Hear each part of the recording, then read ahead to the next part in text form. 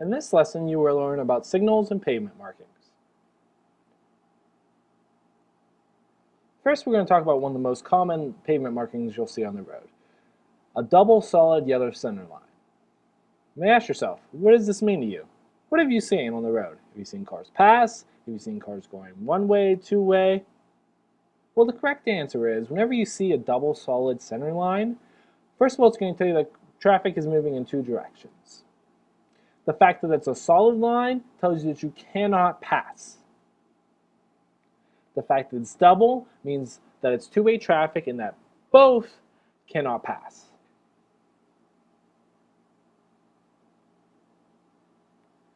Moving on to a broken yellow line, center line. The fact that it's broken tells you that you may pass.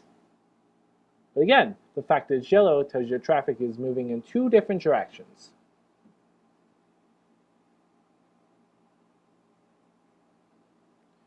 All right, things are getting a little bit different here. We have a solid yellow line on the right side, and on the left side of the road, we have a broken yellow line. Now this means a couple different things. For the red car in our photo here, it means it's solid, so of course they cannot pass.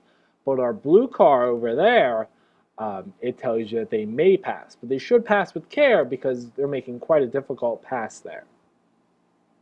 And the fact that it's yellow tells you that it's still two-way traffic, of course.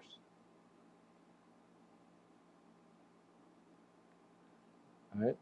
So again, we have yellow lines once again, but this is a completely different kind of ordeal we have here with the pavement markings. So we have a shared left turn lane. So what this is so you have a solid line, a broken line, another broken line, and a solid line. Now you may ask yourself, well, if they have solid, can they go in it? It's broken though, so can they pass in it? Well, what this is it's meant for cars to be able to pass within it. So you go into the left shared turn lane, you stay out of the way of traffic, and then you complete your turn. Now, I will tell you that these are very dangerous, and many people die each year in these. Can you take a guess why?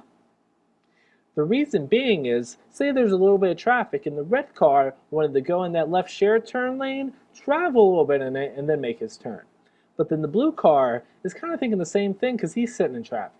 What usually happens is those cars will travel in it, they'll get in a collision, and someone would possibly die. So, what can we do to avoid such a thing? Well, the answer is you go into the left shared turn lane at the last possible minute when you're ready to make your left turn. You do not want to travel in these.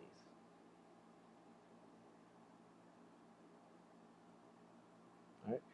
We're changing the color of our line here. You can tell by the position of the car that the white line tells you that cars are moving in one direction. So the street is one way. Now the fact that it's broken tells you that the cars may pass. This is a very common line that you may see on the highway or other different roadways.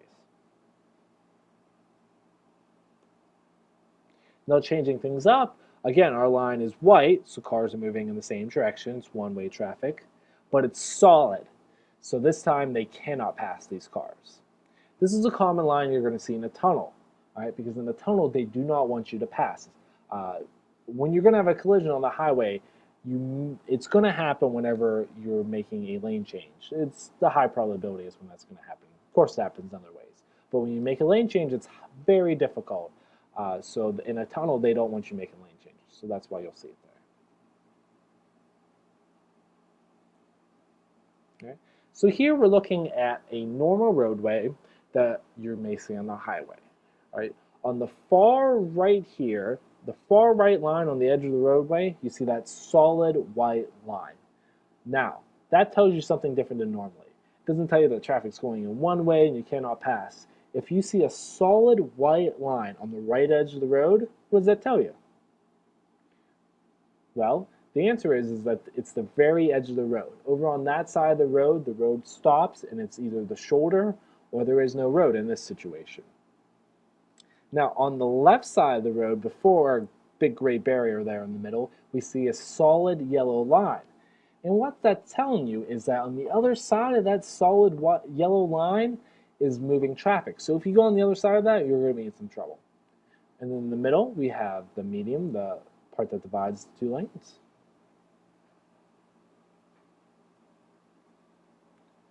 Now, What this slide is designed to show you is that you see two different kind of dashed lines, the white broken lines there. You can see the long ones that are a little bit farther apart, and as we learned a few slides ago, those tell you that you may pass. But what about the thicker white lines that are close together? What does that tell you? That tells you that you are in an exit-only lane, that this lane is either exiting or beginning, it's an exit lane. Do you see the difference?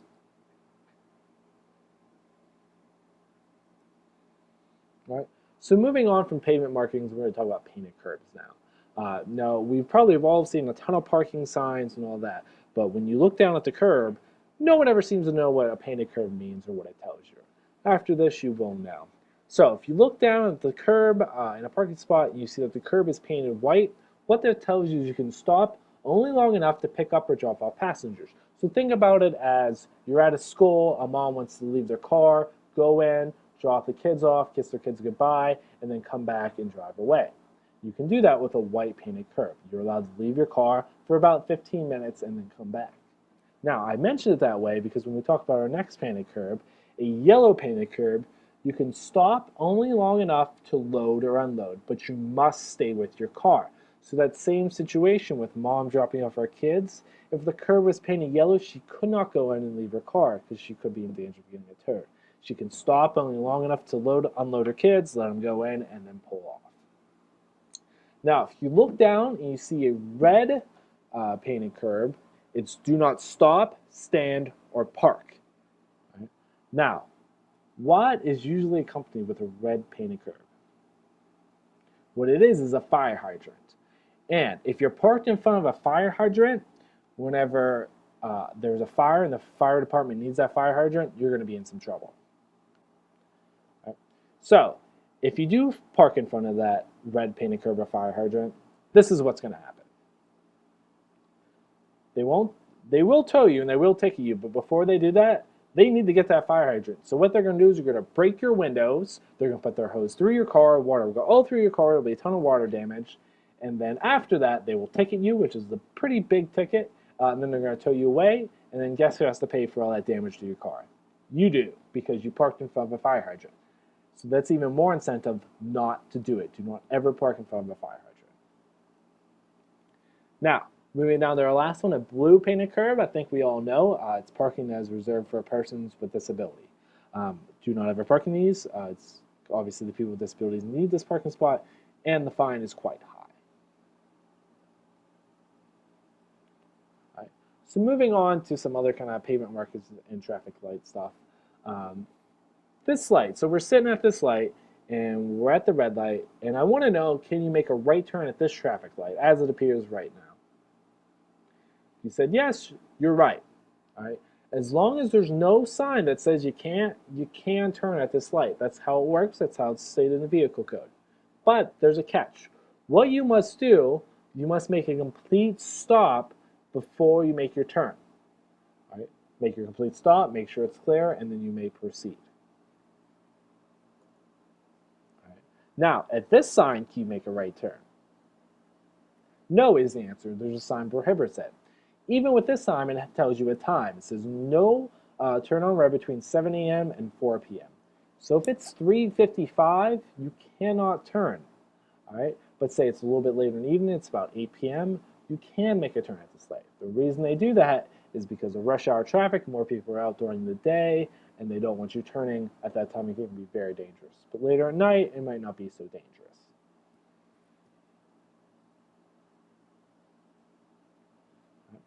Now, you may have seen these signs here where it says stop here on red. And you may ask yourself, why? Why do we need these signs? Why do we need to stop here on red? Right? There's a couple reasons why you want to make sure you stop at that solid white line on red. The first is, I'm sure you've all seen or been in a situation maybe where a bus makes a left turn right in front of you. And then the car is too far up and the bus cannot complete their turn. So you have to do that really awkward thing where you have to back up and get the person behind you to back up, and it becomes a big ordeal. So that's why it's so important you stop at the white line, because they place the white lines a good distance where buses and everybody can complete their turn. The other reason, the second reason is, believe it or not, there's actually sensors in the ground that set off the light. And if you're stopped at the wrong point, you're not setting off the sensors. And you may never set off the sensor. You could be sitting at a light forever. So it's really important you stop at the right place and obey these signs. All right. Next, we're going to talk about a protected left turn. So at the light that's viewed right now, what we have is a protected left turn. You have a green arrow and a solid green light. Now what that means is the cars on the opposite side of the road, they have a red light. So they're not going anywhere, so you're protected. You can make your turn. You don't really have to worry about anybody coming at you. Now, what this light is supposed to illustrate is that technically each lane is supposed to be controlled by a light. So in this situation, the right lane has a red light, so they're supposed to stop. But on the left side, they have a green light, so they can go. Now, rarely will you see this type of thing where they'll let one lane go and the other not, but this will build to my point. Okay, let's say at this light, you're in the left lane, you want to make a left turn. Right now, you have a green arrow, so you have a protected left turn. Now, let's say that arrow goes away. And right now, you still want to make that left turn in the left lane. You have a green light. Can you still make that turn? The answer is yes. You can still make that left turn, but you no longer have a protected left turn. You now have to yield to all the traffic that's moving in the other lane. So once you yield to them, no cars are coming, you can then make your left turn, but you have to be careful. Now, at this light, you're in the far left lane, you're in the left turn only lane, you want to make a left turn. The two lights on the right are red, and you have a green arrow. Can you make your turn? Yes, of course you can. You have a green arrow, you have a protected left turn. But let's change it up here a little bit. All right, you now are in the far left lane, you want to make a left turn, but you have a red light, but the cars in the other two lanes have a green light. Can you make your turn? What have you seen on the road? I'm sure you've seen people make that left turn, but are they right or are they breaking the law? The answer is yes, they are breaking the law. Before, I stated that each lane is controlled by a light, and your far left lane is controlled by that far left light, and right now it's red, so that means stop. Even though the lights next to you are green, you have to stop until you get that green arrow again. All right. Now let's say we're faced with a flashing red light. What does that mean to you? Well, it tells you that you must make a complete stop before you go through that intersection. Now, why would they do that? Why wouldn't they just leave the light the way it is? Well, late at night when there's not a lot of traffic, you don't have to wait for a light to change because you could be there a while. But if you make it a flashing red light, you have to make a complete stop. You look both ways, you make sure it's clear to go, and you do so. It turns out to be a lot faster than having the light change. Now, on the other side of the road, they're probably going to have a flashing yellow light. Now, a lot of people are confused with what a flashing yellow light tells you. It really tells you just must be cautious because like I just told you, the people on the other side of the road, they probably have a flashing red light. So they got to stop and yield to you, but you have flashing green. So all you got to do is be cautious, make sure it's clear, and then you can proceed through the intersection. But you do not need to stop or yield, unless you're in danger, of course. All right? So here we have something that's very common in Pittsburgh. You'll see these a lot on bridges. So you'll be in a lane, and first of all, the lines are a little bit different than what we learned in the past. The lines are two dashed yellow lines. But you see traffic is moving in multiple different kinds of directions. Well, they do that because in this kind of situation, they can change the flow of traffic with the lights that are circled above. So what we have up ahead is we have a red X over the far left lane. So if you're a red car, what do you think that tells you? That tells you do not want to go in that lane. You got a red X. That is lane that belongs to opposing traffic. Right now you have 3 green lights, green arrows, meaning you can go in any one of those lanes. Right? They do that to help relieve traffic. So when everyone's going into town in the morning, they can make 3 green lanes going into town, and in the afternoon, when everybody's coming back in, you'll see a yellow X appear over it, and what that means is that lane is changing over to green arrow, so you need to get out. So when everyone's going out of town in the afternoon, they'll change it to a green arrow, and it helps with traffic quite a bit. And again, it's easy to do on bridges. That's what it's designed for.